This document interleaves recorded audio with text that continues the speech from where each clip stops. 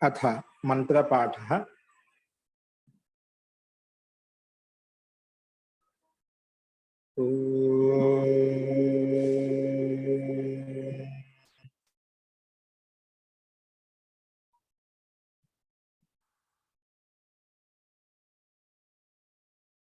सहनाववतु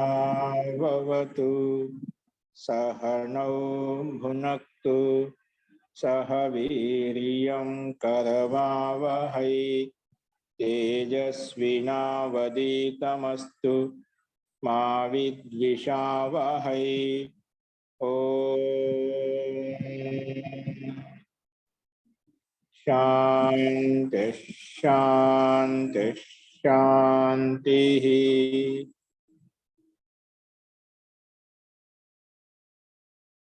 सर्वेभ्यो नमः। అందరికీ నమస్కారం అండి। నిన్న చెప్పిన పాఠంలో ఎవరికైనా ఏమైనా సందేహాలు ఉన్నాయా?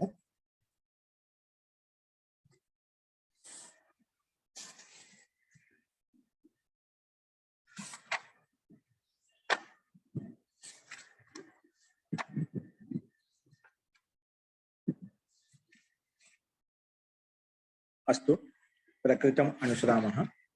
निन्न रूपाभ्यां युजेर अयज्ञ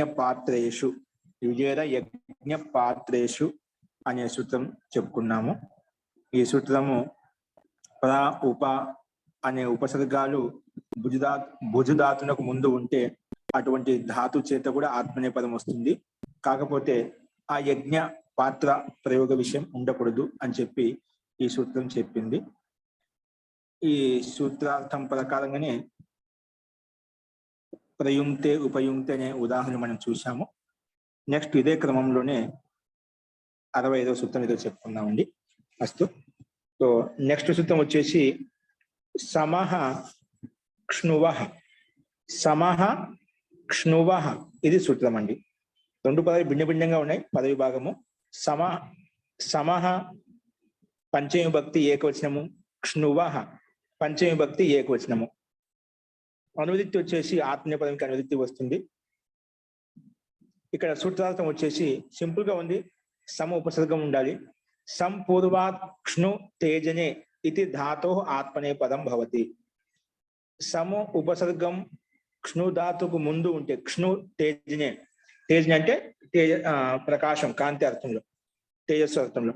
సంపూర్వాత్ క్ష్ణు తేజనే ఇది ధాతో ఆత్మనే పదం భవతి। ఎక్కడైనా కానీ క్ష్ణు ధాతుకు ముందు సమ ఉపసర్గం వచ్చిందనుకోండి ఖచ్చితంగా అటువంటి ధాతుకు పక్కన ఆత్మనే పదం ప్రత్యయం వస్తుంది అని చెప్పి ఈ సూత్రం నిర్ధారించింది। కాబట్టి సంపూర్వాత్ క్ష్ణు తేజనే ఇది ధాతు ఆత్మనే పదం భవతి। అదేవిధంగా ఉదాహరణ ఇచ్చబడ్డాయి। సంక్ష్ణుతే, సంక్ష్ణువాతే, సంక్ష్ణువతే, సంక్ష్ణుతే, సంక్ష్ణువాతే, సంక్ష్ణుతే సంక్ష్ణువతే ఇవి ప్రథమ పురుషంలో ఏకవచనము, ద్వివచనము, బహువచనం ఇవ్వబడిందండి। ప్రథమ పురుషంలో ఏకవచనము, ద్వివచనం, బహువచనం లట్లకారం। తో దీని యొక్క రూపసిద్ధి ఎలా వస్తుంది? క్ష్ణు తేజనే ధాతు కదా, క్ష్ణు ధాతు, దానికి భూవాదయో ధాతవ ప్రకారం దాత్స్ని పేరు పెట్టుకున్నాము। దాత్స్ని పేరు పెట్టుకోగానే ఇక్కడ అనుబంధ లోపం అంటూ ఏం లేదు ఇక్కడ। కాకపోతే ఇది అదాది గణంలో ఉన్నటువంటి ధాతు కాబట్టి ముందు ఆ ధాతు అధికారానికి వెళ్ళి వర్తమాన లట్ ప్రకారం లట్ తెచ్చుకుంటాము। లట్ తెచ్చుకొచ్చినాక లట్ లకార స్థానంలో ఇల్లు లకారం పొల్లి మూలుతుంది। ఆ లకార స్థానంలో మనకు పద్దెనిమిది ప్రత్యయాలు వచ్చే అర్థం చెప్పడం కోసం లహ కర్మనిచ్చ భావి చాకర్మ ప్రకారంగా తో అందులో ఏం తెచ్చుకోవాలంటే మన ప్రకృతి సూత్రం అని చెప్తుంది। సమ ఉపసర్గ క్ష్ణు ధాతుకు సమ ఉపసర్గం ముందు ఉంటేనా అటువంటి ధాతుకి పక్కన ఆత్మనే పద ప్రత్యయం వస్తుంది అని చెప్పింది। అందుకే ఆత్మీయ పదంలో లక్ష్య సిద్ధి అనుసారంగా ఏకవచనంలో రూపం ఉంది కాబట్టి ఏకవచన ప్రత్యయం తా తెచ్చుకున్నమాట। అందుకే సం క్ష్ణు తా। ఇప్పుడు మధ్యలో తాకి తింగసిత్ సారధాతుకం ప్రకారంగా సారధాతుకం పేరు ఉంది కాబట్టి కర్తరి షప్ ప్రకారం షప్ వస్తుంది మధ్యలో। దానికి అది ప్రభృతిభ్య శప ప్రకారంగా అది ప్రభృతిభ్య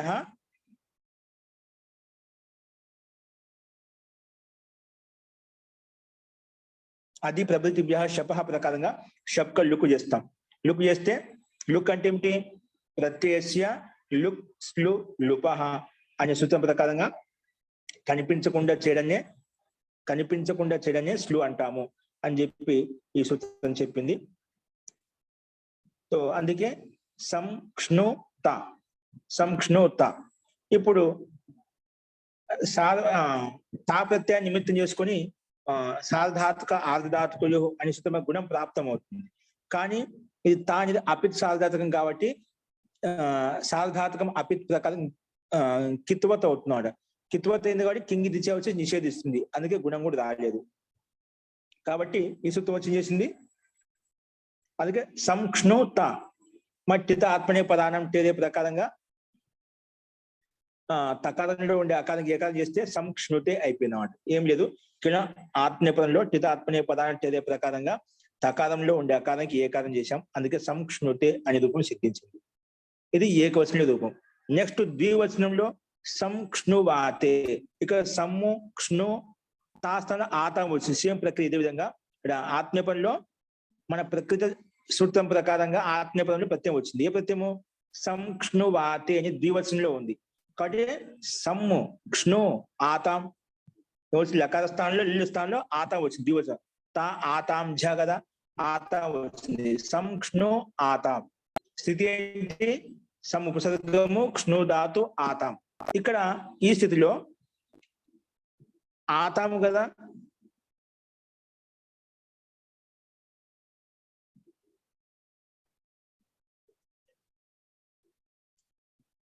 ఇక్కడ ఆతాం ఉంది కాబట్టి వెంటనే అచిష్ణు ధాతు బ్రువాం యువో రియంగు వంగు అనే సూత్రం వచ్చేసి ఎనాదేశం ప్రాప్తం అవుతుంది. సామాన్యంగా ఎనాదేశం ప్రాప్తం, దాని అపవాద సూత్రము అచిష్ణు ధాతు బ్రువాం యువో రియంగు వంగు ఇవర్ణంత ధాతో ఉవర్ణ ధాతో ఉవంగ్ ఆదేశో భవతి అచిపరత అంటున్నమాట ఈ సూత్రం.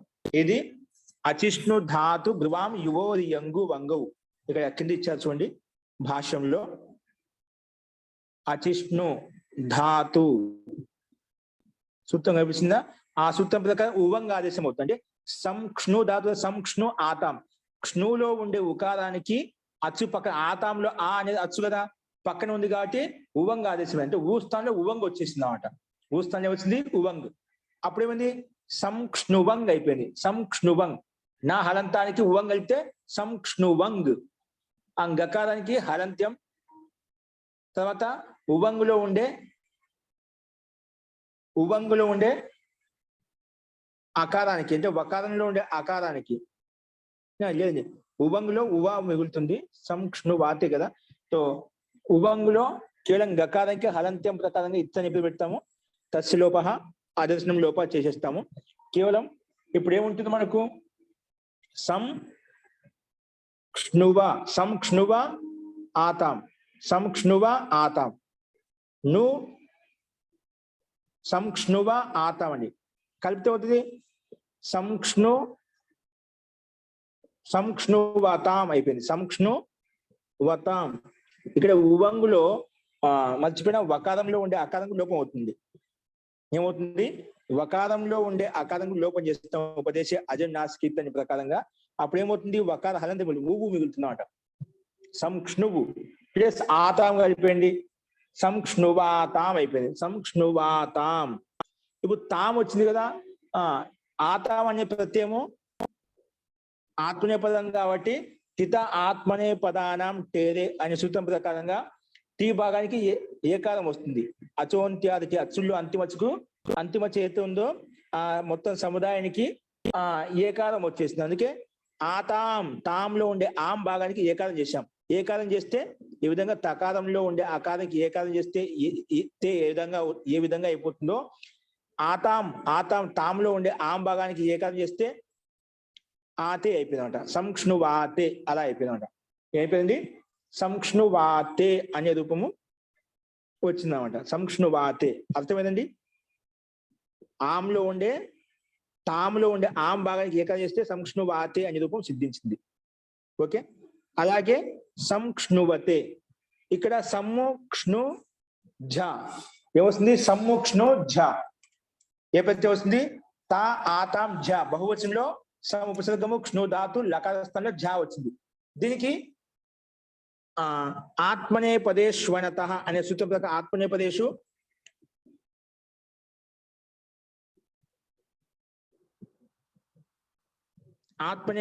ఆత్మనేపదేష్వనతః అనే సూత్రం ప్రకారంగా అత వస్తుందండి. ఏమొస్తుంది?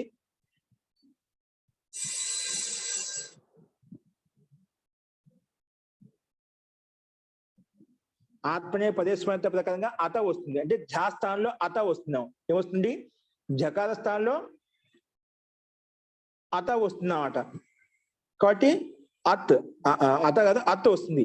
తర్వాత ఝాలో ఝాకి అత్ వచ్చింది కాబట్టి మళ్ళీ ఝాలో ఉండే అకారం కలిపితే అత అయిపోయింది అనమాట. ఏమైపోయింది? అత వచ్చేసింది. అప్పుడు సమ్ము క్షణు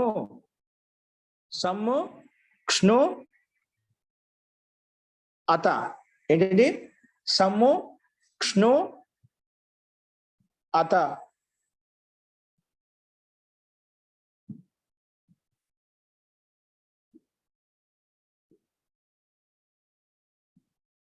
ఇక్కడ సంక్షణు అత వచ్చింది. ఝాస్థానంలో అత వచ్చింది. తకార హలంతానికి జాలో ఉండే అకారం కలిపేసాం. అత పూర్తిగా వచ్చేసింది. ఇక్కడ కూడా మధ్యలో ఏమవుతుంది? ఇక్కడ కూడా అచిష్ణు ధాతు భ్రువాం యువోది యంగు వంగు అనే ప్రకారంగా ఉవంగ ఆదేశం వస్తుంది. అత అనే అక్షరం పక్కనే ఉంటే, అచ్చు పక్కనే ఉంటే సంక్షణు అత కదా, క్షణులో ఉండే ఉకారానికి ఉవంగ ఆదేశం వస్తుంది. ఉవంగ ఆదేశం చేస్తాము. ఉవంగులో ఉండేటువంటి ప్రత్యయానికి అనుబంధ లోపం చేస్తే, ఉవంగులో ఉండేదానికి అనుబంధ లోపం చేస్తే ఉవ్వు మిగులుతుంది. అకారం వెళ్ళిపోతుంది. వకారంలో ఉండే అకారం వెళ్ళిపోతుంది. ఇది సంఖ్య ప్రకారంగా తస్యలోప అదర్శనలోప ఉవ్వు మిగులుతుంది. సంక్షణువు ప్లస్ అత సంక్షణువత అలా వచ్చింది అన్నమాట. సంక్షణువత. ఇక్కడ అన్నిటిలో షప్రత్యయం వస్తుంది. షప్రత్యయానికి మాత్రము అది ప్రభృతిభ్య శప ప్రకారము అదది గణంలో ఉంది కాబట్టి దానికి లుక్ అయిపోతుంది. అది ప్రభృతిభ్య శప ప్రకారము అదాది గణంలో ఉండే ధాతు కాబట్టి అది అదాది గణంలో ఉండే ధాతు కాబట్టి ఈ సూత్రం ప్రకారంగా లుక్ అయిపోతుంది. అందుకే అది కనిపించలేదు, ఆకారం కనిపించలేదు మనకు. అందుకే సంక్షణుతే సంక్షణువాతే సంక్షణువతే ఈ రకంగా మనం అర్థం చేసుకోవాలి. సో ఈ రకంగా మనం మూడు రూపాలు చూసామండి. ప్రథమ పురుషంలో ఏకవచనం, ద్వివచనం, బహువచనం. ఇప్పుడు ఈ రూపసిద్ధి యొక్క సందేహం చెప్పండి.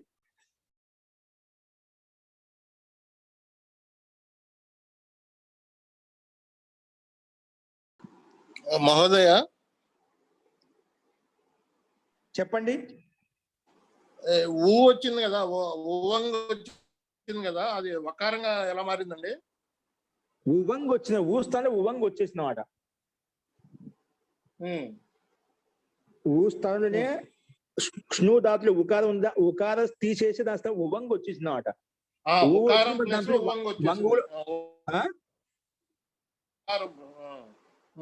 మీ వాయిస్ బ్రేక్ అవుతుంది, చెప్పండి. ఉకారం ప్లేస్ లో ఉవంగ్ వచ్చేసింది. ఉకారం ప్లేస్ లో ఉవంగ్ వచ్చింది. అవునండి, అందుకే మళ్ళీ ఊ వచ్చేసింది. ఆ ఊతో పాటు ప్లస్ వంగు కూడా వా కూడా వచ్చిందన్నమాట. అది విశేషం అన్నమాట. దానికి అనుబంధం చేసుకుంటాము. అకారం వెళ్ళిపోతుంది, వకారంలో ఉండే అకారం వెళ్ళిపోతుంది, పువ్వు మిగులుతుంది అనమాట. ఓకేనా? అర్థమైంది, అర్థమైంది. ధన్యవాదాలు. దానికి అలంతానికి పుట్టిన అత కలుపుకుంటే వత అయిపోతుంది. సంక్షణ వత.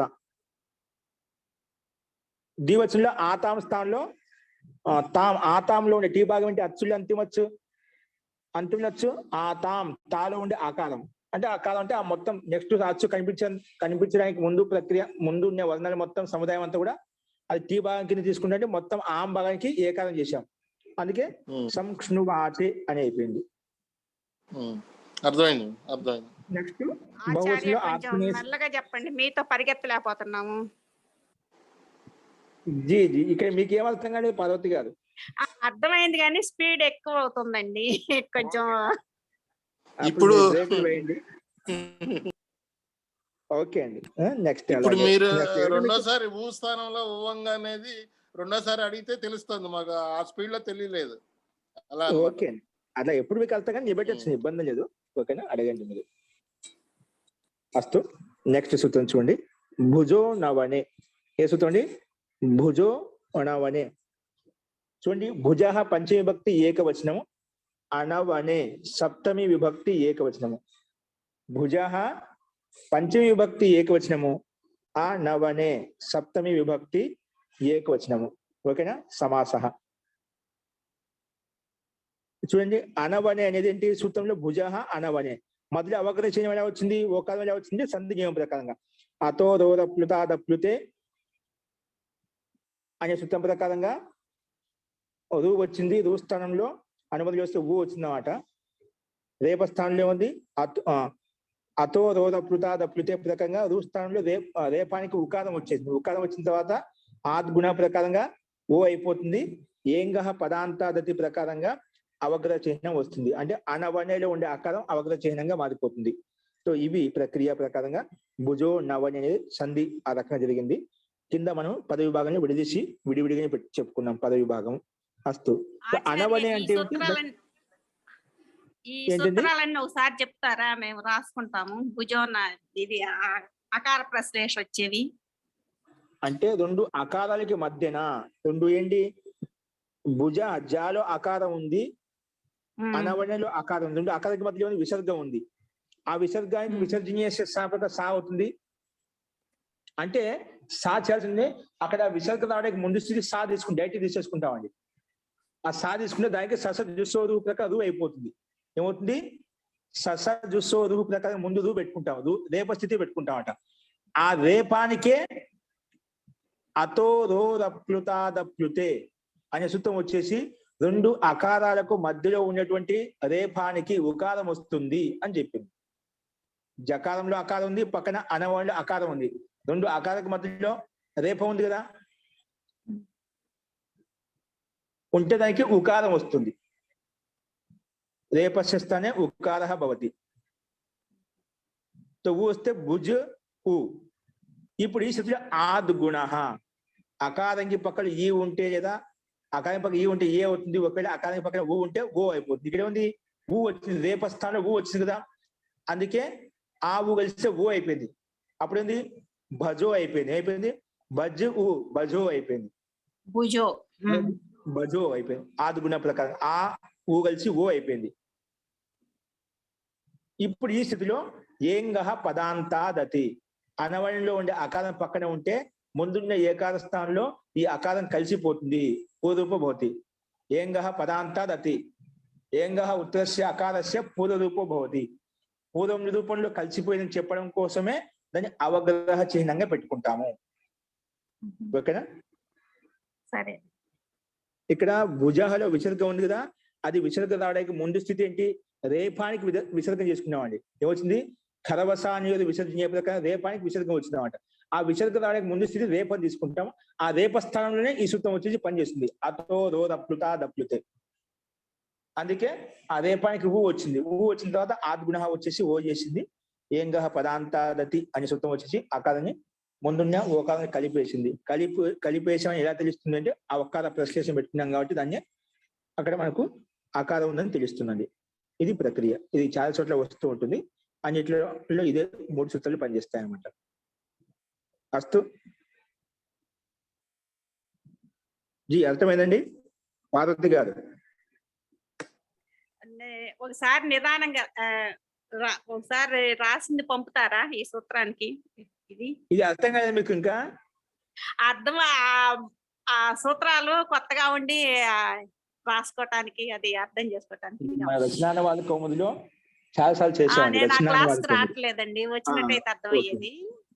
అవి వస్తాయని ఇబ్బంది లేదు, మీకు మళ్ళీ కూడా నేను చెప్తాను. ఓకేనా? మిగతా వాళ్ళకి సందేహం ఉందండి?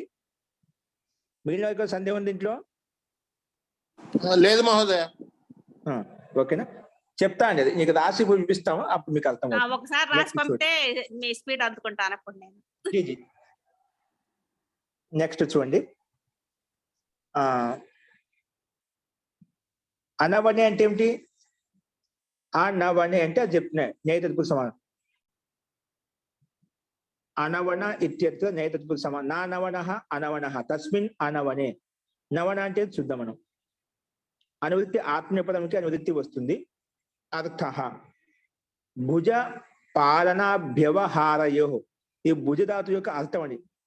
ఏ అర్థంలో ఉంది భుజధాతు? పాలన అభ్యవహార అర్థంలో ఉంది. పాలన అభ్య అంటే పాలించే అర్థంలో, వ్యవహరించే అర్థంలో. భుజ పాలనాభ్యవహారయో అనేది మీనింగ్ భుజ ధాతు. ఇది రుదాదౌ పట్యతే, ఈ ధాతు ఎక్కడ ఉందంట? భుజధాతు రుదాదౌ పట్యతే, రుదాది గణంలో ఉందంట. రుదాదౌ పట్యతే తస్య ఇదం గ్రహణం. సో రుదాది గణంలో ఉండే ధాతు ఇక్కడ గ్రహించబడుతుంది. అంటే వేరే గణాలు కూడా ఈ ధాతు ఉందంట, అందుకే ఆ ధాతు తీసుకోకూడదు. రుదాది గణంలో ఉన్నటువంటి భుజ పాలన వ్యవహారయో ఏ ధాతువు అయితే ఉందో అది ఇక్కడ ఈ సూత్రంలో గ్రహించబడుతుంది. ఈ సూత్రంలో భుజ అంటే ఏమిటి? రుదాది గణంలో తీసుకోబడినటువంటి భుజ ధాతు తీసుకోవాలి, వేరే గణంలో ఉండే భుజ ధాతు తీసుకోకూడదు అని తెలిసి చెప్పడం కోసం స్పష్టంగా ఇక్కడ వ్యాఖ్యానించాడు. ఇది రుదాదో పట్యతే, రుదాది గణంలో ఇవ్వబడింది. ఓకే, సో తస్య ఇదం గ్రహణం, అది ఇక్కడ గ్రహించబడుతున్నారు. తస్య ఇదం గ్రహణం, తస్యా ప్లస్ ఇదం ఇక్కడ ఆద్గుణ, అందుకే తస్యేదం అయిపోయింది. తస్యా ప్లస్ ఇదం తస్యేదం అస్తు. ఇక్కడ ఇప్పుడు సూత్రాలు చెప్తున్నా అనమాట. భుజధాతో ఆ నవనే అర్థే, ఆ నవనే అర్థే, అనవనం అంటే పాలించే అర్థంలో. నవనం అంటే పాలించడం, ఆ నవనం అంటే పాలించకపోవడం, విపరీత అర్థం అన్నమాట, నిషేధార్థంలో. అంటే పాలించే అర్థం లేకపోతే, పాలించే పోషించే అర్థం లేకపోతే అనవనం. నవనం అంటే పాలించడం, పోషించడం. అది నిషేధం చేసామనుకోండి, ఖండించామని, నా అనవనే అయిపోయింది. అంటే పాలించకపోతే అంటే పోషించకపోతే, అలాంటి అర్థంలో, పోషించే అర్థం లేకుంటేనా అలాంటి అర్థంలో ఏమొస్తుంది? ధాతువు చేత ఆత్మనే పదం వస్తుంది అని చెప్పింది. భుజధాతో ఆ నవనే అర్థే వర్తమానాత్ ఆత్మనే పదం భవతి. వర్తమానాత్ ధాతో ఆత్మనే పదం భవతి, వర్తమాన ధాతు చేత ఆత్మనే పదం వస్తుంది. ఓకేనా, ఇది ఈ సూత్రం యొక్క అర్థం అండి. ఇది ఈ సూత్రం యొక్క అర్థం మనం ఈ విధంగా తీసుకోవాలి. ఓకేనా, సో సూత్రాన్ని స్పష్టమైన అనుకుంటాను. భుజధాతువు చేత కూడా ఆత్మీయ పదం వస్తుంది, కానీ ఎలాంటి అర్థం ఉండాలి? పాలించే పోషించే అర్థం ఉండకుంటే అప్పుడు ఈ సూత్రం చేత ఆత్మీయ పదం వస్తుందన్నమాట. అంటే పాలించే పోషించే అర్థం కాబట్టి ఏముండాలి? వేరే అర్థం, అంటే తినే అర్థంలో లేదు, పాలించే అర్థం లేదు, ఆలించడం లేదు, పోషించడం లేదు, తినే అర్థంలో లేదు కదా. ఇక్కడ భుజధాతు ఏముంది? తినే అర్థంలో ఉంది, భక్షించే అర్థంలో ఉంది అన్నమాట. అందుకే విపరీతంగా ఉంది కాబట్టి మనకు ఇక్కడ ధాతు చేత ఆత్మీయ పదం వచ్చింది. అందుకే సహనావతు, సహనౌ భునక్తు, ఇక్కడ ఏమొచ్చింది? భునక్తు వచ్చింది అండి. అంటే ఇక్కడ ఒకరికొకరు పాలింపబడాలి, పోషింపబడాలి, అంటే గురు శిష్యుల మధ్య పోషింపబడాలి, అలాంటి అర్థం పరస్పరం వస్తుందన్నమాట. అంటే ఈ రెండు అర్థాలు లేవనుకోండి, సామాన్యంగా ఆత్మీయ పదం పరస్పరం అవుతుంది అన్నమాట. సామాన్యంగా ఆత్మీయ పదం అవుతుంది. ఇక్కడ పాలించే పోషించే అర్థంలో ఉండకూడదు అని చెప్పి నిషేధిస్తున్నామంటే దీన్ని బట్టి ఏంటిది? అక్కడ పరస్పర పదం అవుతుంది అన్నమాట. పాలించే అర్థంలో పోషించే అర్థంలో పరస్పర పదం అవుతుంది. అందుకే మనం రోజు మంత్రపదం చెప్పుకుంటాం, సహనావతు సహనౌ భునక్తు. భునక్తు పరస్పర పదం, లోట్లకార ఏకవచనం అన్నమాట. ఇక్కడ ఎందుకు? పాలించే పోషించే అర్థం ఉంది కాబట్టి ఇక్కడ పరస్పరం వచ్చింది. పాలించే పోషించే అర్థం కాకపోయింది అనుకోండి, భిన్న అర్థం ఉంది అనుకోండి, అక్కడ ఆత్మీయ పదం వస్తుంది. అది ఇక్కడ మనకు ఆత్మీయ పదంలో స్పష్టంగా కనిపిస్తుంది. ఓకేనా, రెండింటికి తేడా తెలిసిందా? ఎక్కడైతే పాలించే పోషించే అర్థం ఉంటుంది అక్కడ పరస్పర పదం వస్తుంది. ఎక్కడైతే పాలించే పోషించే అర్థం కాకుంటేనా అప్పుడు భక్షించే అర్థంలో ఉంటుంది అన్నమాట, అక్కడ మటుకు ఆత్మీయ పదం వస్తుంది. అస్తు, సూత్రార్థం చెప్పుకున్నాం. రూపం వచ్చి భుంక్తే భుంజాతే భుంజతే, భుంక్తే భుంజాతే భుంజతే. ఇక్కడ ఆత్మీయపదంలో ప్రథమ పురుషం ఏకవచనము, ద్వివచనము, బహువచనము, 3 రూపాయలు ఇచ్చారు. రూపసిద్ధి కూడా ఇలాగే ఉంటుంది పైన చెప్పిన విధంగానే. చూడండి, భుజధాతు ఏ ధాతు? సూత్రం చెప్పిన విధంగా భుజధాతు తీసుకుంటాము.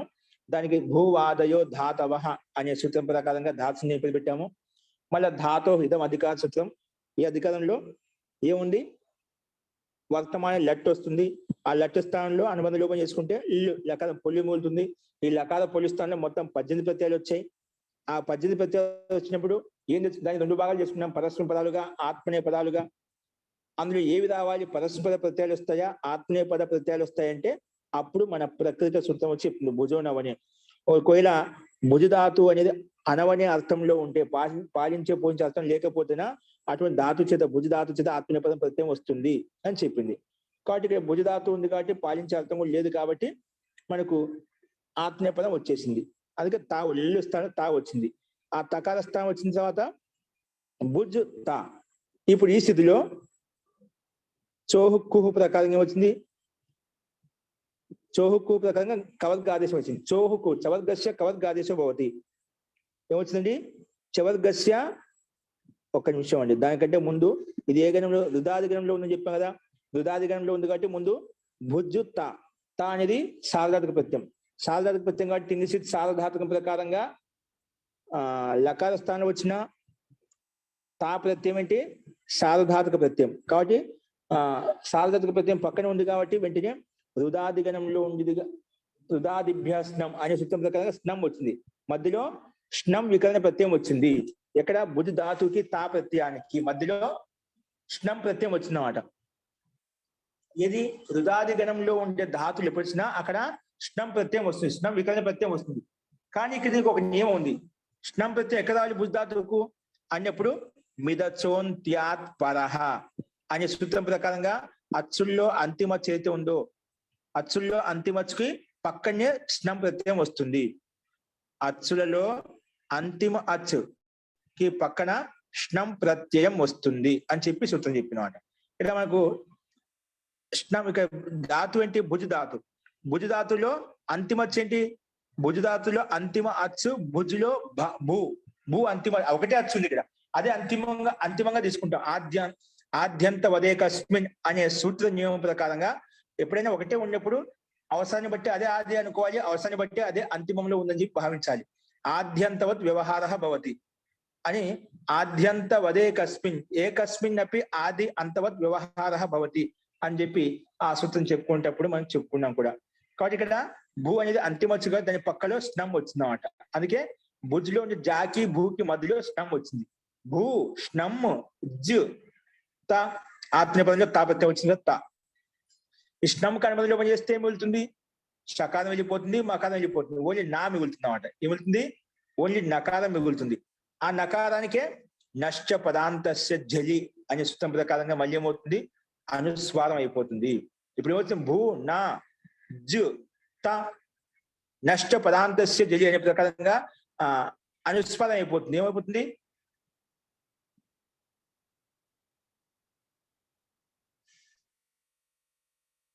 ఏమైపోతుంది అనుస్వారం అయిపోతుంది. నకారానికి అనుస్వారం అయిపోతే భుంగ్ భుంజు భుంజు తే భుంజు తే. ఇప్పుడు ఆ జకారానికి కుహోష్టు చోహుకు ప్రకారంగా చవర్గస్య స్థానం కవర్గ ఆదేశం భవతి అంటుంది. ఆ భుంజు వచ్చిందా చవర్గ స్థానం భుంజులో ఉండే జకారం ఉందా ఆ చవర్గం యొక్క అక్షరం కాబట్టి చవర్గంలో ఎన్నో అక్షరం మూడో అక్షరం కాబట్టి కవర్గంలో మూడవ అక్షరం వస్తుంది. చవర్గ స్థానంలో కవర్గం యొక్క మూడవ అక్షరం వస్తుంది. చవర్గ స్థానంలో కవర్గం యొక్క మూడవ అక్షరం వస్తుంది. ఏమొస్తుంది అప్పుడు చవర్గ స్థానంలో కవర్గం యొక్క మూడవ అక్షరం దా వస్తుంది అన్నమాట. గా వస్తున్నది. ఆ గా వచ్చిన తర్వాత ఇప్పుడు ముందు అనుస్వారం బునంగ్ త వచ్చిందన్నమాట. ఈ స్థితిలో అనుస్వారస్య ఏ పద సవర్ణ ప్రకారంగా అవుతుంది. అనుస్వారానికి ఆ కవర్గం యొక్క అక్షరం ఉంది కాబట్టి ఆ వర్గం యొక్క పంచమాక్షరం వస్తుంది అన్నమాట. భుంగ్ భుంగ్ త భుంగ్త తకారానికి టిత ఆత్మనే పదానం టేరే ప్రకారం ఏకారం చేస్తే భుంగ్తే అయిపోతుంది. భుంగ్త తాలో ఉండే ఆకారం ఏకారం చేస్తే భుంగ్తే అనే రూపం సిద్ధించింది. ఓకే అండి, అర్థమైందా? భుంగ్తే అనే రూపం మనకు వచ్చిందన్నమాట. అలాగే ఆత్మనే ద్వివచనంలో ఆతాం తెచ్చుకుంటాము. ఆతాం స్థానంలో పైన చెప్పిన విధంగానే ఇక్కడ అనుస్వారం వస్తుంది. ఇక్కడ ఎందుకంటే చోహుకు రాదు, మధ్యలో ఇక్కడ స్నం వస్తుంది. భూ నా నమ్మక ఇక్కడ నకారం మిగులుతుంది. భూ నా జ ఆతాం భూ నా జ ఆతాం. ఇక్కడ నకారానికి అనుస్వారం అవుతుంది నష్టపదాంత జలి ప్రకారంగా. తర్వాత అనుస్వారానికి అనుస్వారస్య ఏజి పరసవర్ణ ప్రకారంగా ఆ పంచమాక్షరం చకారానికి చవర్గం యొక్క అక్షరం కాబట్టి ఆ చవర్గం యొక్క పంచమాక్షరం యా వస్తుంది. అందుకే భుంజ భుంజ పక్కన ఆతాం భుంజాతాం. తాంలో ఉండే ఆం భాగానికి టిత ఆత్మనే పదానం టేరే ప్రకారంగా ఏక ఆం భాగానికి ఏ చేస్తే భుంజాతే అయిపోయింది. అలాగే బహువచనంలో భూ భూ జా బహువచనం వస్తుంది. సేమ్ అదే విధంగా భూ మధ్యలో జాకి భూకి జాకి మధ్యలో స్నం వస్తుంది. స్నం నామ వెళ్తుంది. భూ నా జ ఆత్మీయ పదంలో ఇక్కడ జా ప్రత్యయం వచ్చిందండి. ఏమొచ్చింది? తా ఆతాం జా వచ్చింది. లాస్ట్ లో జా తెచ్చుకున్నాము. ఆ జకార స్థానంలోనే ఏ సూత్రం? జకార స్థానంలోనే ఆత్మనే పదే స్వనత ప్రకారంగా అత్ వస్తుంది అన్నమాట. ఆత్మనే పదే స్వనత ప్రకారంగా అత్ వస్తుంది. జాలో ఉండే ఆవిడ తాళ కలిస్తే అత పూర్తిగా వస్తుంది. ఇప్పుడు భుంజత అనే రూపం మనకు వచ్చేస్తుంది. భుంజత వస్తుంది. భుంజ జ హలంత కాబట్టి పక్కన అత కలిపితే భుంజత వచ్చింది. మన తిత ఆత్మనే పదానం పేద ప్రకారం ఏకాగ్రం చేస్తే భుంజతే అనే రూపం మనకు సిద్ధిస్తుందండి. అస్తు ఈ రకంగా భుంక్తే భుంజాతే భుంజతే ఆ రకంగా అర్థం చేసుకోవాలి. సో ముఖ్యంగా మనకు ఒకటి తెలిసిందంటే మిగతా 2 రూపాయలు సహజంగా వచ్చేసాయి. మధ్యలో నష్టపదాంత సజలి అనుస్వాద ఏ పద సవర్ణ ప్రకారంగా మనము భుంజతి తయారు చేశాము. ద్వివచనంలో బహువచనంలో ఎందుకు రాలేదు? ఇక్కడ చోహు కుహు అంటే అది పక్కన చవర్గస్య కవర్గ ఆదేశ భవతి జలి పదత అంటుంది. జలి పక్కన వల్ల ఉండాలి. ఇక్కడ జలి లేదు, అచ్చు ఉందన్నమాట. అందుకే రాలేదు. అందుకే అల్లి కానీ జలి కానీ పక్కన ఉండాలంటుంది. అది లేదు కాబట్టి ఇక్కడ చోహుకు రాలేదు అనమాట. పదాంతే జలి పదత అంటుంది. ఇక్కడ లేదు కాబట్టి మనకు ఆ సూత్రం వర్తించలేదు. ఏది? చోహుకు. అందుకే సామాన్యంగా పక్కన ఉండే ఆతాంలో కలిసిపోయింది. అలాగే బహువచనంలో ఝాస్థానంలో అత వచ్చి అది కలిసిపోయినప్పుడు మనకు భుంజతే భుంజాతే భుంజతే అనే రూపం మనకు సిద్ధించిందండి. అస్తు ఈ రకంగా ఈ 2 సూత్రం కూడా మనం చూసాము. అస్తు ఎందుకు సందేహం ఉంది రూప సిద్ధిలో? మహోదయ, ఇక్కడ చోహుకుహు చెప్పినప్పుడు జకార స్థానంలో గకారం అన్నారు కదా, మరి సూత్రం మనకి రూపసిద్ధిలో భుంక్త అని వచ్చింది కదా, కా వచ్చింది కదా, మరి దానికి వావసానే ఉంది కదా, వాపదాంతస్య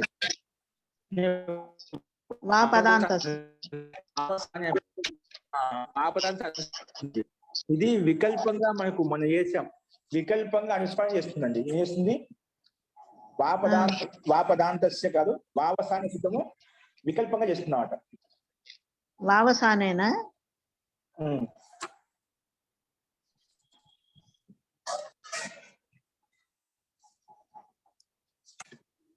ఈ స్నం ప్రత్యయాన్ని స్తోత్రం ఏంటండి? అది సని ప్రత్యయానికి స్నం రుదాదిభ్యః స్నం. రుదాదిభ్యః స్నం. అంటే రుదాది గుణం వచ్చినప్పుడు స్నం ప్రత్యయం వస్తుంది కదండి.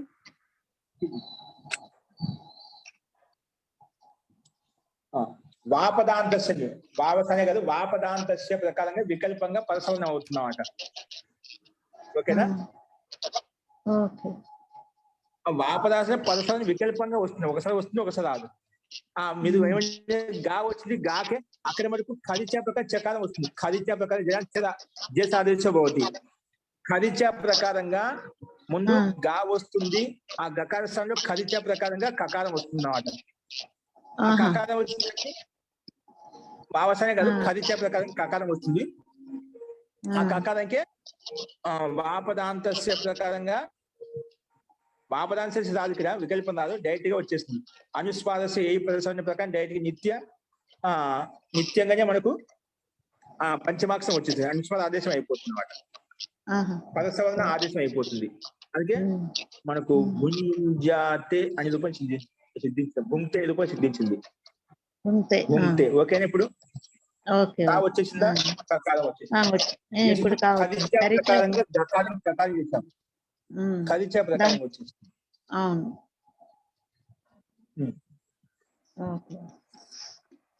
జీ ఇంకా సందేహం ఉందో?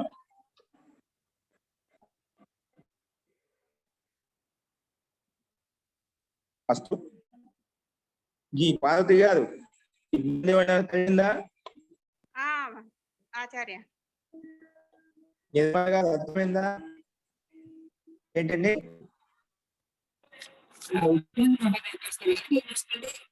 వాయిస్ రావట్లేదండి. వాయిస్ నింపించినా కాదు.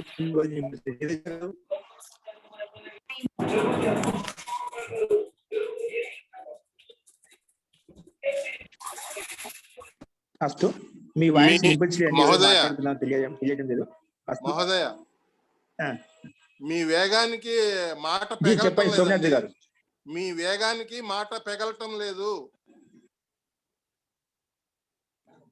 ఓ కంటిన్యూ అవుతుందా? మీ వేగానికి మాకు మాటలు రావటం లేదు. చాలా ఫాస్ట్ గా వెళ్ళిపోతున్నారు. ఓకే అండి. ఆ, ఇప్పుడు మీకు భుంక్తే భుంజాతి రూపం వచ్చిందా లేదా? వచ్చిందండి. వచ్చింది. ఓకే అండి. ఇంకెవరు ఉన్నారా అని వాళ్ళు ఉన్నారా? అస్తు. నెక్స్ట్ చూడండి. సంకోచపడద్దు. మాస్టర్ని మాటి ఏమని అనుకుంటే అట్లా సంకోచపడి చదువు విషయంలో మీరు ఏం చేశారని అడగండి అండి. ఓకేనా? మనకేం పరిగెత్తి పరీక్షలు ఏమి ఇవ్వాల్సిన అవసరం లేదు. మనం మన జ్ఞానం కోసం, ఆత్మ కళ్యాణం కోసం చదువుకుంటున్నాం కాబట్టి కొంచెం లేట్ అయిపోయినా మనకి ఇబ్బంది చెప్తుందా, పరిగెత్తాల్సిన అవసరం లేదు. మన సంస్కారం కోసం, జ్ఞానం కోసం చదువుతున్నాం, ఆత్మ కళ్యాణం కోసం చదువుకుంటున్నాం కాబట్టి నిదానంగా అర్థం చేసుకుంటే ముందుకు వెళ్తాం. దీంట్లో మనకు తొందర ఏం లేదు. సో అర్థం కాని విషయాల్లో సంకోచపడకుండా ఎవరో అనుకోకుండా మీరు 1-2 సార్లు మన అడగండి, ఇబ్బంది లేదు. మార్చి గురుగారు ఏమంటే అట్లా కూడా అనుకోకండి. ఓకేనా? అస్తు అండి. నెక్స్ట్ మహోదయ. ఇంకా ప్రయత్నం చేస్తున్నా మహోదయ. స్పీడ్ తగ్గించడం కోసం. మహోదయ, మీరు జీ. కొత్త సూత్రాలు చెప్పినప్పుడు మాకు అవి జీ, చెప్పండి. పరిచయం ఉండదు కదా. కొత్త సూత్రాలు మాకు పరిచయం ఉండదు కాబట్టి ఆ నెంబర్లు కూడా చెప్తే మేము మళ్ళీ తర్వాత ఇంటి దగ్గర చూసుకుని మాకు బాగా అర్థం అవుతుంది. అంటే నేను కొత్త స్థలం దాదాపు అయితే నేను స్లోగన్ చెప్తాను, అది స్టైల్ పెడుతుంటారు లక్ష్మి గారు. ఇక్కడ మనం చెప్పుకునేటువంటి ఇప్పుడు ఏవైతే వచ్చాయని పాతవి ముందు చెప్పుకొని వచ్చామట. పాత అయితే మాకు అందరికీ తెలిసినవే కాబట్టి అందుకే కొత్త సూత్రాలు వచ్చినప్పుడు దాని నెంబర్ కూడా చెప్పారనుకోండి మాకు చాలా క్లియర్ గా ఉంటుంది. అలాగే అప్పుడు ఏంటంటే ఇంటి దగ్గర కూడా మేము దాని గురించి మననం చేసుకునేదానికి బాగుంటుంది. మననం చేసుకునేదానికి ఖచ్చితంగా పైన అచిష్ణు ధాతు వచ్చింది. అక్కడ ఆ శబ్దార్థుని కింద ఇచ్చాడు, దానికి సూత్రార్థం కూడా శబ్ద సంఖ్య కూడా ఇచ్చారు, సూత్ర సంఖ్య కూడా ఇచ్చారు అన్నమాట. అలాగా విశిష్ట సూత్రం అయితే ఖచ్చితంగా మనకు సంకేతం ఉంటుంది. మేము కూడా చెప్తుంటాను ఇప్పటి నుంచి. మిగతా ఇప్పుడు మనకి అన్ని దాదాపు ముందు వచ్చినట్టు. అందుకే మనం ప్రారంభంలో మనకు ఒకటి బాగా చేసుకుంటే అనాయాసంగా వస్తాయండి. అది ఎక్కడ అర్థంగా అక్కడే పోవాలి. కొన్ని ముందు పోయినప్పుడు అర్థమవుతాయి, కొన్ని సాధ్యమైతే ఇక్కడే ప్రయత్నం చేశారా. ఏ సూత్రం చెప్పుకుంటే ఆ సూత్రం అర్థమైంది కదా. మిగతా అర్థం అయినా కాకుండా ఈ ప్రకృతి సూత్రం యొక్క అర్థం ఏంటి అది మనకు అర్థం కావాలి ముందు. దాన్ని బట్టి మనకు ముందు పోయే సూత్రాలు నిదానంగా అర్థమవుతూ ఉంటాయి. అలాగే మహోదయ. అలాగే. ఓకే, చూడండి. నేరనౌ యత్కర్మణౌ చేత్సా నా ధ్యానే. నేరనౌ యత్కర్మణౌ చేత్ సా నా ధ్యానే. సూత్రం కనిపిస్తుంది. నేరనౌ యత్ కర్మణౌ యత్ కర్మ నౌ చేత్ సా కర్త నా ధ్యానే. ఇప్పుడు ఇది సూత్రం. మనకు దీంట్లో ముందు పద విభాగం చేసుకుందాం. మనకు సూత్రాలు తెలుసుకున్నాడు. పద విభాగం అంటే ముందు నేహి పంచవిభక్తి. నేదనవుని విడదీశాను. నేహి పంచవిభక్తి ఏకవచనం. అనవు సూత్రం. నేదనవుడు అనవు ఉందా? అనవు సప్తమి విభక్తి ఏకవచనము. మళ్ళీ ఎత్ని ప్రథమ విభక్తి ఏకవచనం అంట. కర్మ ప్రథమ విభక్తి ఏకవచనము. మళ్ళీ నవ్వు, అక్కడ అనవు ఇక్కడ నవ్వు.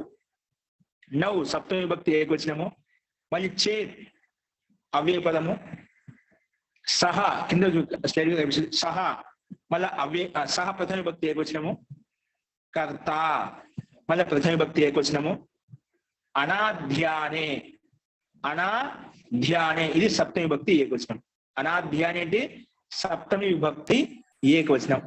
ఈ రకంగా ఈ సూత్రంలో ఉండే పదాలు ఏవైతే ఉన్నాయో వాటిని మనము భిన్నంగా పద విభాగం చేసుకుని దాంట్లో విభక్తి ఏదో గుర్తించాం. నేహి పంచమి విభక్తి ఏకవచనము.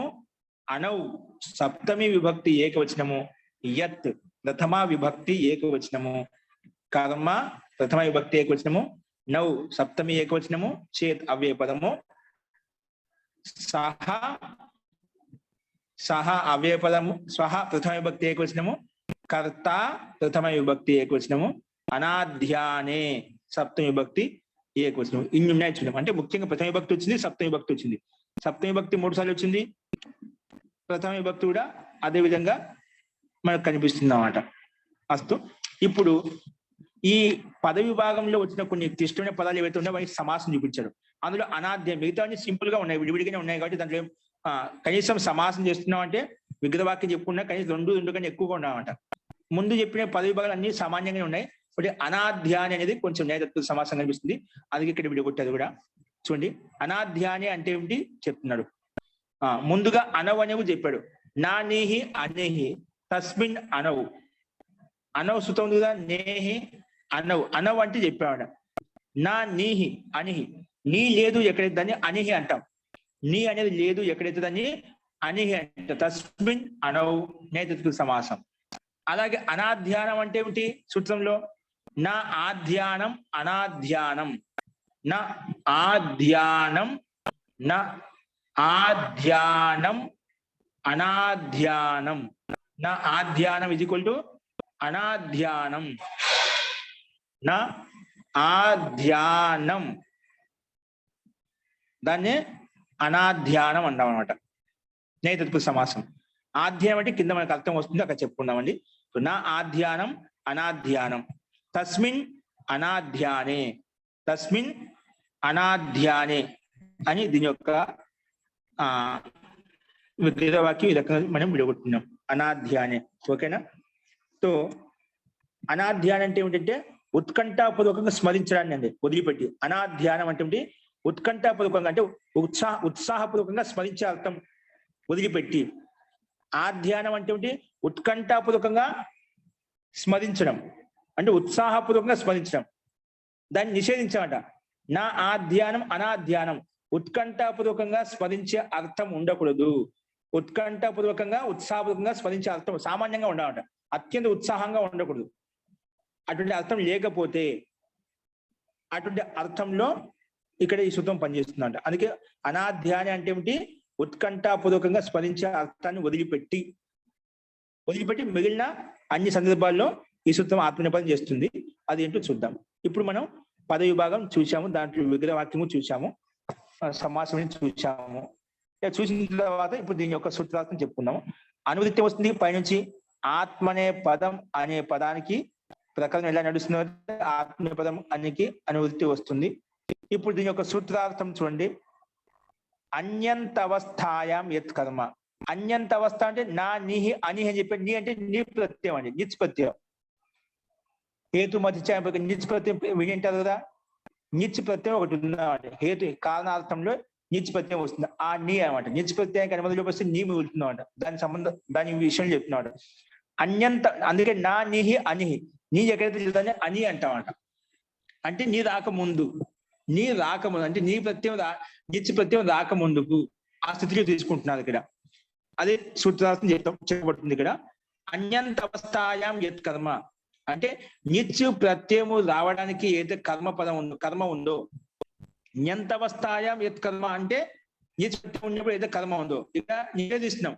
అన్యంతవస్థాయాం యత్ కర్మ, అన్యంత అంటే నిత్య ప్రత్యయం రాని సందర్భంలో అన్యంత అవస్థ ఏదైతే కర్మ ఉందో, న్యంతవస్థాయాం చేత్, న్యంత అవస్థాయాం చేత్ అదే నిత్య రావడానికి ఏదైతే కర్మపదం ఉందో, నిత్య వచ్చిన తర్వాత న్యంత అవస్థాయాం, న్యంత అంటే నీ ప్రత్యయం వచ్చిన తర్వాత న్యంత అవస్థాయాం చేత్, న్యంత అవస్థాయాం చేత్ అంటే న్యంత వచ్చినప్పుడు అంటే ఇది తదేవ కర్మ సాయవ కర్త భవతి. అంటే నిత్యు రావడానికి ఏదైతే కర్మ ఉందో అదే నిత్యు వచ్చిన తర్వాత, నిత్య ప్రత్యయం వచ్చిన తర్వాత ఆ కర్మని ఏమవుతుందో కర్తగా మారిపోతుందంట. అన్యంతయాం యత్ కర్మ, నిత్య ప్రత్యయం రావడానికి ముందు ఏదైతే కర్మ ఉందో అదే కర్మ న్యంతవస్థాయాం కర్త భవతి. ఆ కర్మనే కర్తగా మారిపోతుందంట. ఏం మారిపోతుంది? కర్తగా మారిపోతుంది. అది విషయం చెప్పాడు. అన్యంతవస్థాయాం యత్ కర్మ ఉందో న్యంతవస్థాయాం చేత్, నిత్య ప్రత్యయం అవస్థ, నిత్య ప్రత్యయం వచ్చిన అవస్థలు అనుకోండి. న్యంత అవస్థాయాం చేత్ అంటే నిత్య ప్రత్యయం వచ్చిన సందర్భంలో న్యంత అవస్థాయాం చేత్, ఆ సందర్భంలో న్యంత అవస్థాయాం చేత్ దాని కింద విడిచి చెప్పాడు. ఇది తదేవ కర్మ సా ఏవ కర్త భవతి. అదే కర్మ ఎప్పుడు కర్త అవుతుందో, తదేవ కర్మ అంటే నిత్య ప్రత్యయం రావడానికి ఏదో కర్మ ఉందో అది ఎంత వచ్చిన నిత్య ప్రత్యయం వచ్చిన తర్వాత తదేవ కర్మ సాయేవ కర్త భవతి, అదే కర్త అయిపోతుందంట. అప్పుడు అటువంటి తస్మాత్ న్యంతా ధాతు ఆత్మనేపదం భవతి. అటువంటి న్యంతా ధాతు చేత కూడా ఆత్మనేపదం వస్తుంది. ఎప్పుడు ఆధ్యానం వర్జయిత్వ. ఆధ్యానం ఏం చెప్తాము? అత్యంత ఉత్కంఠాపూర్వకంగా స్మరించే అర్థం లేకపోతే దాన్ని లేకపోతే కాదు, అటువంటి సందర్భాన్ని వర్జయిత్వ వదిలిపెట్టి, ఉత్కంఠాపూర్వకంగా స్మరించే అర్థాన్ని వదిలిపెట్టి మిగిలిన అన్ని సందర్భములలో నిత్య ప్రత్యయము రావడానికి అయితే కర్మ ఉందో ఆ కర్మ నిత్య ప్రత్యయం రాగానే కర్తగా మారిపోతుంది. అదే కర్మ ఒక నిత్య ప్రత్యయం వస్తే ఏమవుతుంది? అదే కర్మ కర్తగా మారిపోతుంది. మరి కర్తగా మారిపోయినప్పుడు అటువంటి కర్తగా మారిపోయిన తర్వాత తదేవ కర్మ సాయేవ కర్త తదా, అప్పుడు ఎప్పుడైతే నిత్య వచ్చిన తర్వాత అది కర్మ అని కర్తగా మారిపోయిందో అప్పుడు అటువంటి ధాతు చేత, కర్తగా మారిపోయిన ధాతు ఏదైతే ఉందో అటువంటి ధాతువు చేత మన ఈ సూత్రం పరంగా ఆత్మనేపదం వస్తుంది. అటువంటి న్యంత ధాతు చేత ఆత్మనేపదం వస్తుంది అని చెప్పి ఈ సూత్రార్థం మనకు స్పష్టంగా చెప్పింది. ఆధ్యానం వర్జయిత్వ అంటే ఉత్కంఠాపూర్వకంగా స్మరించాలని వదిలిపెట్టి ఇక్కడ ఆత్మనేపదం చేస్తుంది. సో ఇది ఈ సూత్రం యొక్క అర్థం. ముఖ్యంగా నిత్య ప్రత్యయం అంతవస్థాయాం యత్ కర్మ అంటే నిత్య ప్రత్యయం ఏదైతే కర్మ ఉందో అదే కర్మ అనేది నిత్య ప్రత్యయం వచ్చిన తర్వాత కర్తగా మారిపోతుంది. కర్తగా వచ్చినటువంటి ధాతు ఏదైతే ఉందో అటువంటి కర్తగా వచ్చిన ధాతు పక్కన ఆత్మనేపదం వస్తుంది అని చెప్పి మనకు ఈ సూత్రార్థం చెప్పిందండి.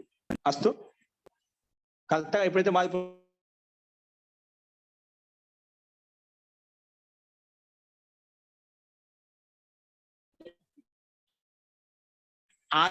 వస్తుంది అని చెప్పి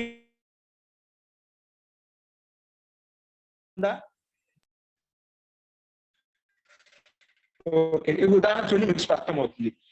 ఎట్లా అన్యంతే అవస్థ అంటే నిత్య ప్రత్యయం రావడానికి వాక్యం, నిత్య ప్రత్యయం తీసుకుని రావడానికి ముందు ఎలా ఉంటుంది వాక్యం అది చూపిస్తాడు. అన్యంతే దానికి ఉదాహరణ చూపిస్తున్నాడు. ఆరోహంతి హస్తినం హస్తిపాకాహ. ఏంటండి? ఆరోహంతి ఎక్కుతున్నారు. ఏంటి? హస్తినం అంటే ఏనుగును. ఎవరు? హస్తిపాకః హస్తిపకాహ. హస్తిపకాహ అంటే ఏంటి? ఇక్కడ హస్తిపక అంటే ఆ ఏనుగులను నడిపించేటువంటి వ్యక్తి ఉంటుందా, అతను ఏమంటాము? ఏనుగులను పరిపాలించే పోషించే వ్యక్తిని, ఆ వ్యక్తి అన్నమాట. మావటివాడు. ఆ మావటి కూడా ఆ ఏనుగు చెప్తున్నా అంట. ఏంటి? ఇప్పుడు కర్మ అనమాట. ఏం చెప్తున్నాడు? హస్తినం కర్మ అనమాట. ఏంటి? ఆరోహంతి క్రియా. హస్తినం ఏంటి? కర్మ ద్వితీయ భక్తి ఏకవచనం ఉంది. కర్మ అంటే కర్మ అనగా ద్వితీయ భక్తి, కర్త అంటే ప్రథమ, కర్మ అంటే ద్వితీయ భక్తి అనమాట. ఓకేనా? సో హస్తినం కర్మ. నెక్స్ట్ హస్తిపకాహ అనేది కర్త. ఎవరు? ఆ మీరు చెప్పారా? ఏం చెప్పారండి? మర్చిపోయినా. మావటివాడు. హస్తిపక మావటివాడు అనమాట. ఓకేనా? ఆ మావటిని కర్త, హస్తినం కర్మ, ఆరోహంతి క్రియాపదం. ఓకేనా? ఇది అన్యంత నిత్యపత్తిని తీసుకొని రాలేదు. ఇక్కడ ఆరోహంతి మనకు రూపం అండి, క్రియాపదం. ఆరోహంతిలో రుహు ధాతు చేత బహువచన రూపం ఉంది. అక్కడ నిత్యపత్తిని తీసుకుంటా. అందుకే నిత్యపత్తి రావడానికి ఇక్కడేముంది? హస్తినం అనే కర్మ ఉందన్నమాట. అందుకే నిత్య ప్రత్యయం తీసుకురావడానికి ఏదైతే కర్మ ఉందో ఇదే వాక్యము నిత్య ప్రత్యయం వస్తే ఇలా ఉంటుంది అది చూపిస్తున్నాడు. న్యంతే ఇదే వాక్యం నిత్య ప్రత్యయం వస్తే ఎలా ఉంటుంది? ఆరోహతే. ఆరోహంతే పరస్పరంలో ఉంది. ఇక్కడ ఏమంటున్నా? న్యంత వస్త్రంలో అంటే నిత్య ప్రత్యయం వచ్చినప్పుడు ఆరోహయతే అస్తి స్వయమేవ. ఆరోహయతే అస్తి స్వయమేవ. ముందే వాక్యం ఏం చెప్పబడింది, అక్కడ మావటివాడు ఏనుగును ఎక్కుతున్నాడు పైకి, దాన్ని సపోర్ట్ చేసుకునేది పై సపోర్ట్ ఏమవుతుంది, ఏనుగు స్వయంగా అది ఆ మావటివాడు ఎక్కిస్తుంది. మహోదయ వాయిస్ వినబడుతుంది.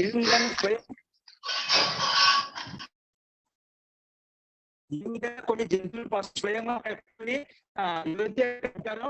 ఎక్కించుకుంటాయి, స్వయంగా ఎక్కించుకుంటుంటారు.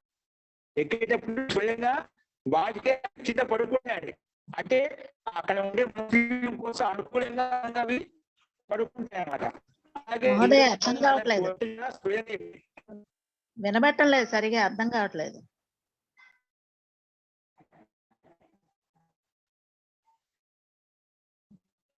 అంటే ముందు ఏంటంటే ఎక్కుతున్నాడు మావటివాడు, ఎంత అర్థం వచ్చినప్పుడు ఏంటంటే ఆ ఏనుగు తను ఎక్కించుకుంటోంది, అంతే కదండి.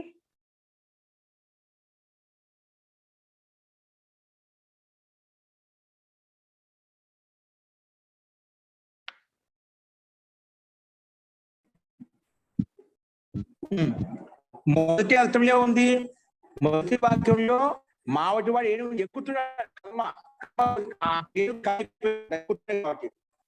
ఇప్పుడు కర్మ ఎక్కించుకుంటే వచ్చిన ఆరోహైతే, ఆరోహైతే హస్తి స్వయమేవ, ఏనుగే స్వయంగా ఎక్కించుకుంటుందన్నమాట. మావటివాడు ఎక్కడం లేదు, ఏనుగే స్వయం ఎక్కించుకుంటామన్నమాట.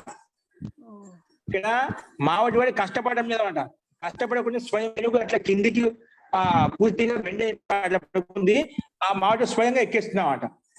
అంటే ఇక్కడ హస్తి ఏంటి, మొదట కర్మగా ఉంది, అదే హస్తి స్వయంగా పూర్తిగా పడుకున్నప్పుడు అదే స్వయంగా ఎక్కించుకుంటున్నాం. ఒక గ్రాహకుడు రానే ఆ మావటి స్వయం ఎక్కించుకుంటుంది కాబట్టి అదే కర్మ కర్తగా మారిపోయింది. ఏదైతే ఏనుగు మొదటి వారంలో కర్మగా ఉన్నాదో స్వయంగా అదే పడుకొని స్వయం ఆ మావటిని ఎక్కించుకుంటుంది.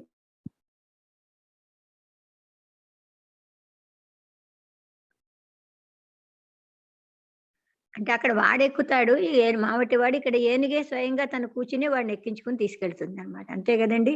వాడి ప్రాధాన్యం ఉండదు ఇక్కడ. కర్మనే ప్రధానం, అర్థంలో కర్మ ప్రధానం, అక్కడ కర్త ప్రధానంగా ఉంటాడు, అంతే కదండి.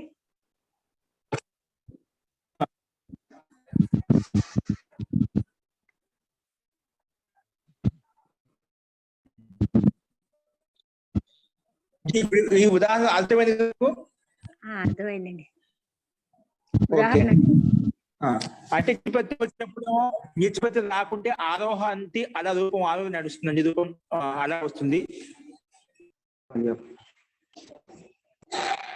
సో నిష్పత్యం వచ్చినప్పుడు రానప్పుడు ఆరోహంతే వస్తుంది, నిష్పత్యం వస్తే రూపం ఎలా వస్తుంది, క్రియ ఆరోహయతే వస్తుందండి, ఆరోహయతే. అందుకే ఆరోహయతకు ఆత్మీయపదం వచ్చింది. అక్కడ ఆరోహంతే ఆ పరస్మయ పదము, ఆరోహయతే ఆత్మీయ పదం. ఓకేనా.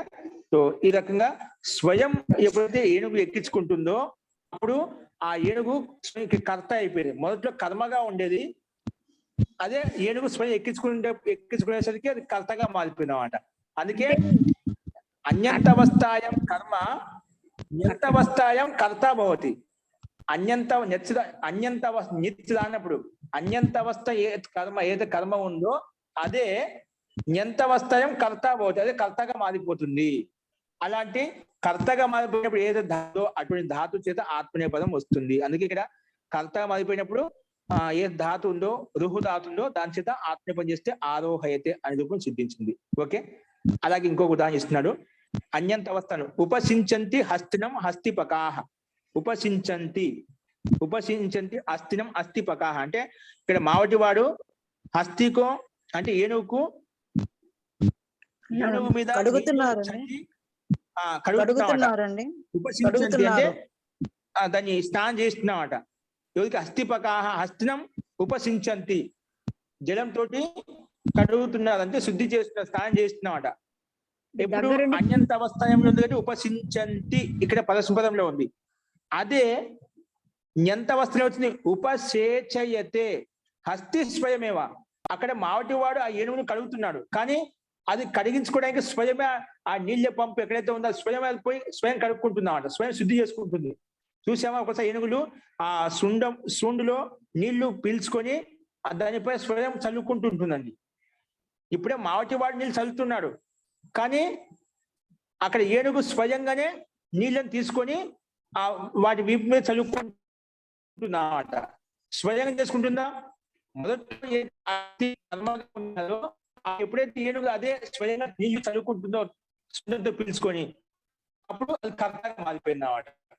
ఓకే, అది అందుకే ఇక్కడ ఎప్పుడైతే వస్తున్నప్పుడు ఆత్మ అవుతుంది, అది ఇక్కడ చూపించారు.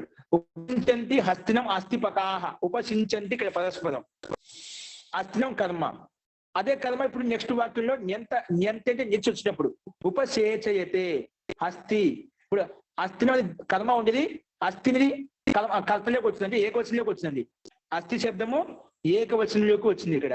ఓకేనా, హస్తి స్వయమేవా, అందుకే న్యంత అవస్థలో అది ఆత్మపదం అవుతుంది. నెక్స్ట్ ఇంకో ఉదాహరణ, అన్యంత అవస్థ నిత్య, అన్యంతే అవస్థ అంటే నిత్య రావడానికి ముందు. పశ్యంతి భృత్యాహ రాజానం, రాజును నౌకలను చూస్తున్నారు. రాజానం రాజును, భృత్యాహ నౌకరులు, పశ్యంతి చూస్తున్నారు. రాజానం ద్వితీయ భక్తి కర్మ. ఇక్కడ నౌకరులు అంటే కర్మచారులు రాజును చూస్తున్నారు. పశ్యంతి అందుకే చూస్తే ఎవరు చూస్తే రాజును, ఇక్కడ నీ గురించి కర్మ అంటే ద్వితీయ భక్తి. అందుకే రాజును రాజు ఇక్కడ కర్మలో ఉన్నాయన్నమాట, కర్మావస్థలో ఉందన్నమాట శబ్దము. అదే న్యంతవస్థయం దర్శయతే రాజస్వయమేవా, అక్కడ నౌకరులు రాజును చూస్తున్నారు. నౌకరులు రాజును చూస్తున్నారు, అక్కడ విశేషంగా చూస్తున్నామాట. వచ్చే కర్మచారి రాజు చూస్తున్నారు, కానీ వాళ్ళు చూసే అవసరం లేకుండా రాజు స్వయంగా అతనే బయటకు వచ్చి అందరికి చూసే విధంగా ముందుకు వచ్చేసినమాట.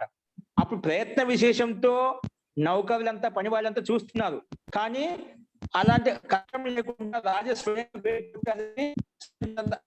చూపిస్తున్నామాట.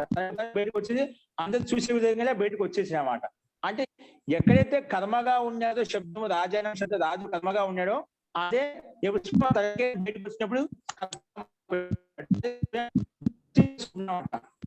రాజస్వమే చేసుకుంటా. అందుకే పశ్యంతి భృత్యాహ రాజా ఎంత వచ్చిన దర్శయతే, అక్కడ పశ్యతి వచ్చింది ఆత్మపదంలో, దర్శయతే ఆత్మపదం అయిపోయింది. దర్శయతే రాజస్వయం, రాజు స్వయంగా దర్శించుకుంటున్నాడు, దర్శింపజేస్తున్నాడు కర్మచారులకు, భక్తులకు ఏదైతే ఉన్నారో వాళ్ళకు నౌకరులకు ఆయన స్వయంగా చూపిస్తున్నాడు, అతని యొక్క స్వరూపాన్ని చూపిస్తున్నాడు. అంటే చూపించినప్పుడు ఏంటంటే చూసినప్పుడు దర్శనమిస్తున్నాడు అని కదండి, దర్శనమిస్తున్నాడు. ఇచ్చినప్పుడు దర్శయతే అని వచ్చినట్టుంది, అంతే వస్తుంది, అంతే కదండి. మన చేత చూసినప్పుడు పశ్యంతి అవుతుంది, రాజు చూసినప్పుడు దర్శనం అన్నమాట, అందరినీ దర్శిస్తున్నాడు అంటే రాజే దర్శనం ఇస్తున్నాడు అని. అది వీళ్ళు చూస్తే పశ్చనం, వాళ్ళు రాజు చూస్తే దర్శనం అవుతుంది అందరినీ. రాజే స్వయం దర్శనం ఇస్తున్నాడు, రాజే స్వయం దర్శనం ఇస్తున్నాడట. అంటే ఒకసారి వాళ్ళే బయటకు వస్తుంటాడ, మనం ప్రయత్నం విషయం చూడడానికి ప్రయత్నం చేస్తుంటాం, రాజు చూడాలి రాజు చూడాలి అని చెప్పి రాజకుమారిని చూడాలని చూస్తూ ఉంటాం, ప్రయత్నం చేస్తుంటాం. కానీ వాళ్ళు స్వయం బయటకు వచ్చేసే వాళ్ళకి జిజ్ఞాస శాంతం అయిపోయింది, రాజు స్వయంగా వచ్చేసామట. అంతేనండి, పరమాత్మ మనకి మనకి దర్శనం ఇస్తాడు అందరికి చూడకుండా, అంతే కదా. మనం ప్రయత్నం చేస్తున్నాం కాబట్టి ప్రయత్నం చేస్తున్నా తర్వాత ఆ స్వయం పరమాత్మ వచ్చేస్తాడు. బాగా కష్టపడినా అనుకోండి, ఎందుకు భక్తులు చాలా కష్టపడుతున్నాం, ఆయన స్వయం దర్శనం ఇస్తాడు, అప్పుడు కర్త అయిపోతాడు పరమేశ్వరుడు. దానికి ప్రయత్నం చేస్తున్నాడు, మనకు కర్మగా ఉన్నాడు. భక్తుడు ఈశ్వరం పశ్యతి, ఈశ్వరుని చూడడానికి ప్రయత్నం చూస్తున్నాడు, ఆయన స్వయంగా అతని స్వరూపాన్ని చూపించాలనుకోండి, అప్పుడు కర్తగా మారిపోతాడు పరమేశ్వరుడు కూడా. అలాగే నేను తీసుకోవచ్చండి మనకు ఈ రకంగా. ఇవి ఈ సూత్రం ఏం చెప్పింది, నిత్య ప్రత్యయం రావడానికి అయితే కర్మపదం ఉందో అదే నిత్య వచ్చిన తర్వాత అదే కర్తగా మారిపోతుంది. కర్త మారిపోతే అటువంటి కర్తగా మారి ధాతు అవుతుందో దాని తర్వాత ఆత్మీయపదం వస్తుంది అని చెప్పి ఈ సూత్రం మనకు స్పష్టంగా చెప్పింది. అవి రూపసిద్ధులు సింపుల్ గా ఉన్నాయి, అవి చూద్దామండి.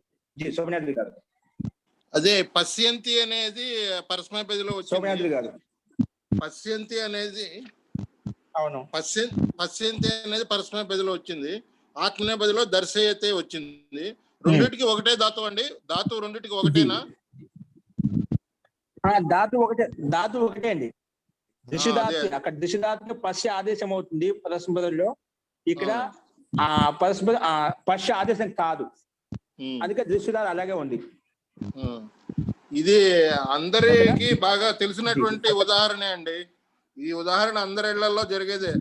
మనం పిల్లలు ఉన్నాం కదండి, మనకి వాళ్ళంటే ఇష్టపడ్డాం అనుకోండి, మనమే ఎక్కరా అని చెప్పి మనమే వంగుతాం, బాగా కూర్చుంటాం, వాడు టకటక పైకి ఎక్కేస్తాడు.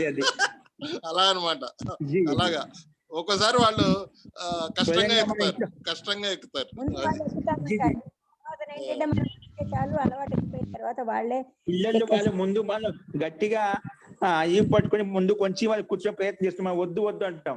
ఎందుకు పిల్లలు ఇష్టపడుతుందా అని చెప్పి స్వయంగా పైనుంచి కిందికి వచ్చేసి మనమే అలా వంగి ఎక్కించుకుంటూ ఉంటాం అంట స్వయంగా. అప్పుడు కర్మగా ప్రయత్నం చేస్తున్న మా బాలుడు మీరు కర్తగా మారిపోయి కష్టం తగ్గించేసేదన్నమాట. అలాగా తీసుకోవచ్చు అండి. అది అన్నిట్లటువంటివి వస్తాయి మనకు. అప్పుడు మనమే గుర్రాలు ఏనుగులు అన్ని మనమే అయిపోతామండి పిల్లల దగ్గర. మనమే అయిపోతామండి. లౌకిక వ్యవహారం అండి, అన్నిట్లో ఇదే కదా, అన్నిట్లో మనం వర్తించుకోవచ్చు. ఇది ఒకటి విషయం కాదు, జస్ట్ ఒక ఉపలక్షణంగా ఒక ఉదాహరణ చెప్పుకున్నాం. అన్ని చోట్ల మనం ఇదే విధంగా తీసుకుంటాం అంట. ఒకసారి స్వయంగా దర్శనం ఇస్తుంటాం మనం, అట్లాగా అన్నిట్లో విషయం తీసుకోవచ్చు. ఉదాహరణ అవుతుంది కదండి. ముందు మనం ఫస్ట్ చూసి ప్రయత్నంగా చూసినప్పుడు తర్వాత ఆ పరమాత్మనే మనకి దర్శనం ఇచ్చేస్తాడు. ఆత్మపరంగా కూడా ఇచ్చేస్తాడు. ఉదాహరణ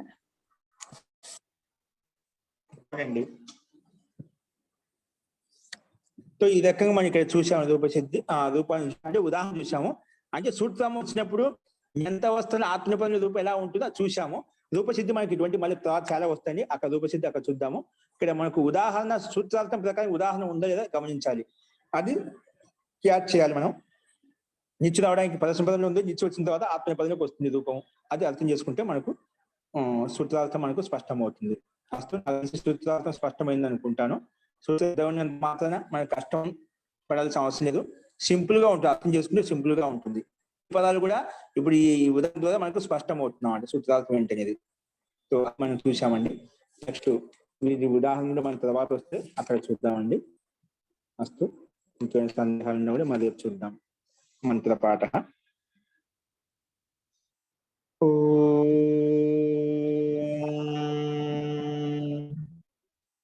సర్వే భవంతు సుఖినః, సర్వే సంతు నిరామయాః, సర్వే భద్రాణి పశ్యంతు, మా కశ్చిద్ దుఃఖభాగ్ భవేత్.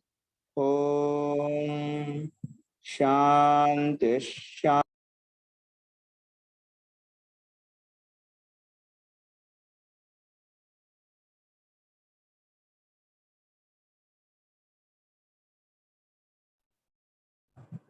సర్వేభ్యో నమః. నమస్కారం అండి. నమస్తే మహోదయ.